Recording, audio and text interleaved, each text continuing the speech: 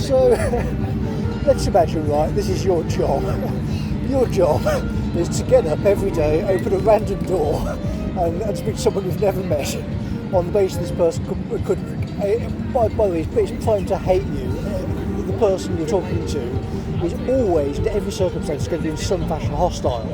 So it's hostile from, I really don't want to talk to you, to, I'm going to murder you.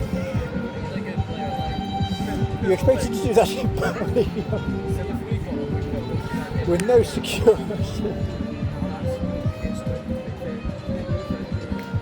When this shit has been pumped through corporate communications for 6 years.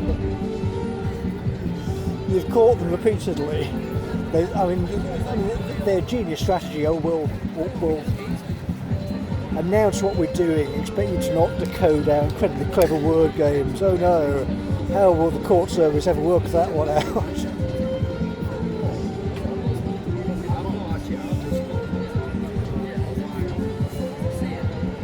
You know, I mean, you study hard, you think, well, I'll go into something like forensics, you know, we'll do serious criminal law, and of course you end up dealing with these morons.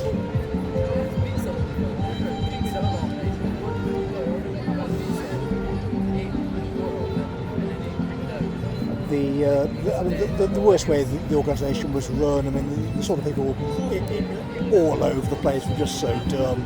I mean, it was impossible to have an adult conversation, so everybody in the department, particularly in the move to that dreadful building, had to reduce themselves so much. So one of the great ones, I'm not going to say his name, but there was this huge guy, absolute monstrous gorilla. His chair was too light for him, so we had to get a special thing in because he was just too heavy. But he was sort of deferring to this little imbecile for his entire career, I think. But obviously because of various factors, shall we say, probably related to background, he couldn't sort of stand up and be assertive and say, sorry, I don't defer to you, shut up you little moron. Whereas I could have done that if I'd been thinking the problem through, but because my brain wasn't working effectively for 37 years, you couldn't tell to shut up either. So it's kind of this weird sitcom where you're deferring to people who are too stupid to actually have any kind of adult conversation. Because it's all with the switch to digital, that's covering the cognitive load. So you're looking at database to human, that's the connection. So there's enough sort of cognitive handoffs so the department can function. The intelligent people do the jobs and the thickos become managers. But as it became more corporatised, the managers took over in sort of a Burnhamite sense. So we woke up one morning and realised, oh right, these people are morons, but they have authority now, so you can't just say, well, get the idiots out of the way or I'm walking out the door, because they could potentially cause problems for you. So, okay, fine, then we'll carry on doing the job, we'll fix their problems, so we'll do ethical case reviews, we'll say, okay, we'll run this bit of the city well, and if you're screwing it, well, look at us and we'll show you what we're doing correctly, that kind of attitude. So you dodge around the morons over the course of the career. That gets picked up by the senior guys, and they say, okay, well, we'll let you, we'll stop being idiots. It's quite obvious that if we annoy you, you're going to kick off, so, okay, fine. So we bumble on, and of course during the pandemic things get a bit more sort of adult and serious, don't they? But in the course of the terms of the department it was the reverse. We became more infantilised because the compliance went out, and you can't reasonably obviously go through the court process when the courts are closed. We switched to the sort of therapeutic managerial state role in terms of what we were doing. But as things opened back up, of course, the entanglement with all the bullshit just rumbled on. So you can't just ignore that in terms of the departmental process. I mean, Jones went, we were doing effectively sort of counterintelligence work really with the laptop, and obviously discussing things with Helen, other organisations. But because of the low functioning of the people in charge, because the sort of people around, it's not a glamorous job, a lot of people wouldn't want to do it if they heard about it. The sort of people were, could get away with stuff because, things get, slide, and because of the nature of the job as well, life is messy. It's not always, humans don't behave in like a name or, a database configuration. They misbehave. So that kind of stuff, obviously it's part of the legal process, you've got to make sensible inferences. But it's just because of the entries, you couldn't do it. So it's like, here's a date. After this date, if stuff is in the database, well, I can't certify it because I'm here saying, well, because the evidence chain is corrupted by this, X, Y, Z, ergo, we can't stand up in court and say, well, the person we're attacking has had a fair go, because they should be made aware of this fact at the current point. It affects their life effectively. If you think about it in terms of safety, you're putting a person into a pod effectively in front of lots of hazardous stuff, and if people are coming into their home and attacking them, I can't sign that kind of stuff off.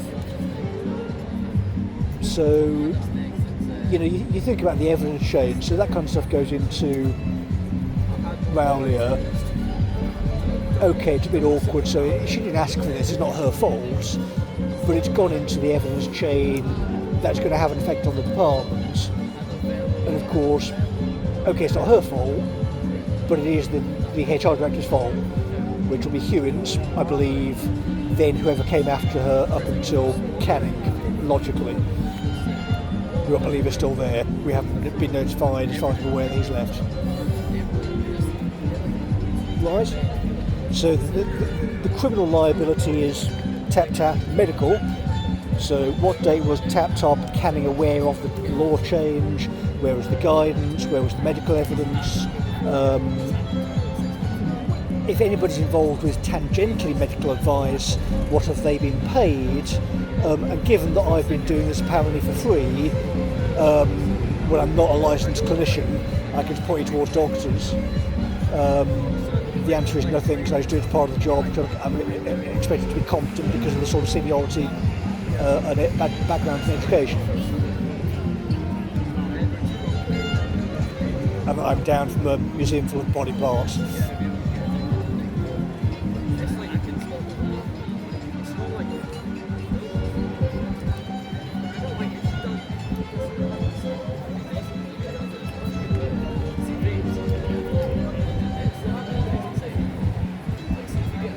So the thing about the critical theorists, this is the great one as well, is because they never had any positive vision.